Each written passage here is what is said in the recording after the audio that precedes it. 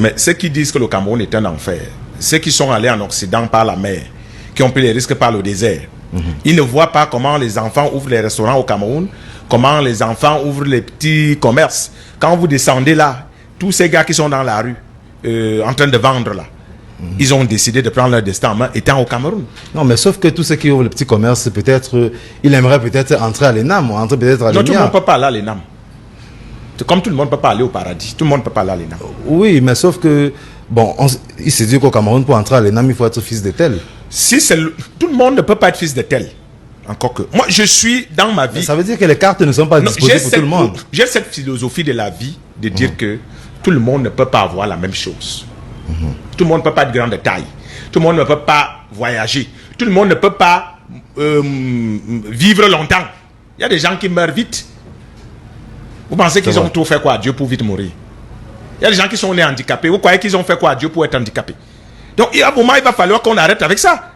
Si quelqu'un, si vous étiez ministre, vous accepteriez que votre enfant ne soit pas admis à l'ENAM si vous avez la possibilité de le mettre là-bas? Non, sauf que c'est un concours. Oui, si vous avez la possibilité de négocier. Parce que le problème avec les Camerounais, c'est que nous sommes trop hypocrites avec nous-mêmes. Quand quelqu'un vient aux affaires, la première chose qu'il fait, c'est qu'il se met bien. Il met sa famille bien. Ne reprochez pas aux gens là de mettre leur famille bien. Mais sauf que ça joue dans un seul côté. Non, ça ne joue pas d'un seul côté. C'est que ça change. Ça rote. Non, mais est-ce que Raoul Christophe Biya, est-ce que tu es un anti?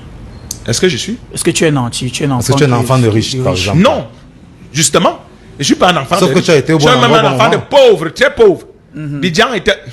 Et c'est ça la particularité. Bidjan, Obama et autres. Nous sommes tous des enfants de pauvres. Mais nous n'avons pas été admis à l'ENAM. Non, mais sauf que vous avez été au bon endroit. Non, nous avons, oui, justement. Ça aussi, ça fait partie de ce qu'on appelle dans la vie la chance. La chance existe. Il y a les gens poisseux, il y a les gens malchanceux.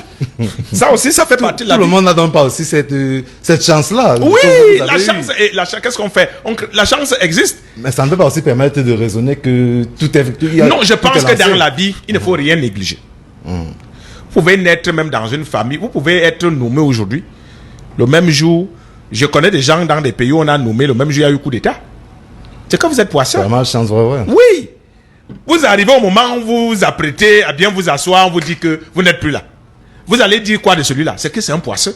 Donc, dans la vie, il faut intégrer tous les paramètres. Il y a la méritocratie. Il y en a qui ont eu des choses par la méritocratie. On ne peut pas les nier. Vous ne pouvez pas dire au Cameroun. C'est votre cas.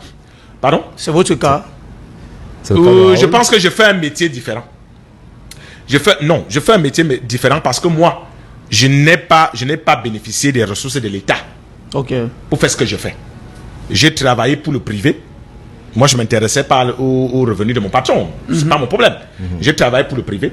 Je n'ai jamais été admis à un concours pour travailler à la fonction publique et dire que je bénéficie des ressources de l'État. Après, je suis allé ailleurs où j'ai gagné aussi ma vie là-bas. Donc, j'ai eu une trajectoire différente.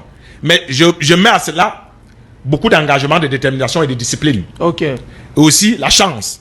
Je vous dis qu'il ne faut pas occulter la chance. Il y a des gens qui sont au bon endroit au bon moment.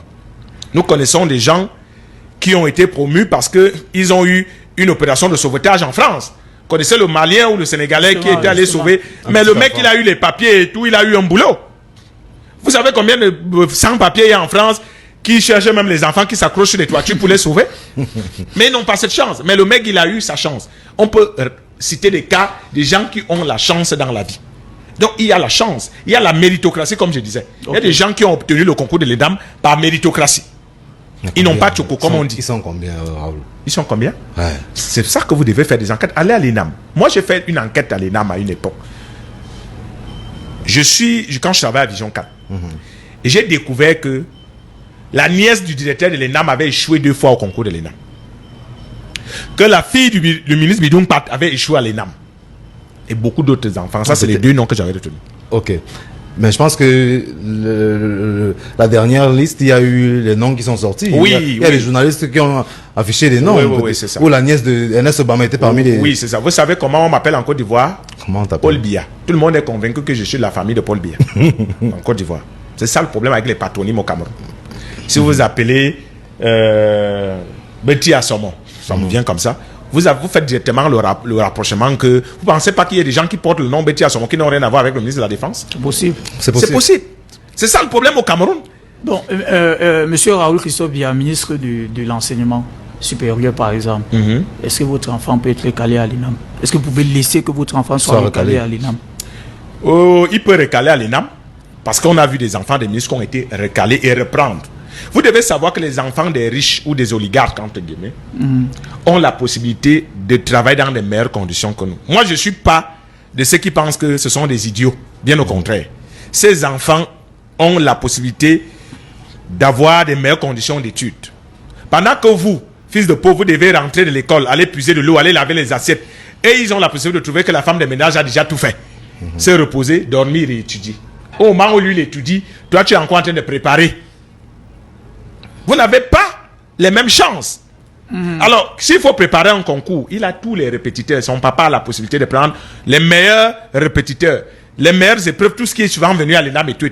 Toi, tu n'as même pas les moyens d'aller t'inscrire au cours de prépa concours. À quel moment vous pensez que ces enfants n'ont pas tous les leviers pour être admis à un concours à partir du moment où ils bénéficient, de par le statut de leurs parents, des meilleures conditions d'études? Ça revient si on veut recentrer le débat. Les chances ne sont pas les mêmes pour tout enfant né au Cameroun. Non, ce n'est pas une affaire de chance. C'est une affaire de que vous ne pouvez pas enlever à un enfant qui ne sait pas de quels parents il appartient quand il vient au monde. Vous n'allez pas faire le procès aux enfants des ministres d'être nés enfants des ministres. Mais sauf qu'il y a des Sudoués qui échouent au Cameroun. Des Sudoués qui échouent? Qui échouent le concours de je prends l'exemple des fils de pauvres qui sont Sudoués. Un de tes confrères, Bertrand Tchenkam, qui expliquait une histoire comme ça, que lui, très brillant à l'école, il s'est vu avec son ami sous-préfet, son camarade de classe qui est devenu sous-préfet, qui n'était même pas brillant à l'école. Mais et ça, c'est une erreur qu'il faut jamais faire. Parce qu'il y a une catégorie de personnes qui estiment que tel est brillant, tel n'est pas brillant. Non, les notes parlaient à l'école. Oui, les notes, oui. On sait comment parfois on faisait pour avoir les notes à l'école. On sait. Vous savez, il faut vous méfier. Moi, je me méfie de l'école des sons et des récitations. Je pense qu'il y a des gens, comme je vous ai dit, il y a des gens qui ont la sagesse de la vie. Il y a des gens qui se concentrent. C'est pour ça qu'à un moment, pendant longtemps, on a considéré que ceux qui font l'enseignement technique sont des ratés de la société. Parce que pendant que vous vouliez avoir le bac D, bac A, les gens se battaient avec 25 ans d'âge pour avoir le bac technique. Parce que c'est difficile. Oui. Et donc, il faut qu'on change de paradigme. C'est dire aux gens, vous pouvez être brillant à l'école. Quelqu'un se concentre sur une activité. Quelqu'un décide de consacrer toute son année à préparer le concours de l'ENAM.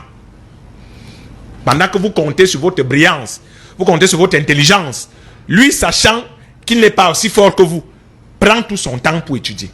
À la fin, il réussit et vous échouez. Peut-être par prétention du fait que vous êtes intelligent. Il y a des cas comme ça. C'est pour ça que je vous ai dit, dans la vie, il ne faut pas occulter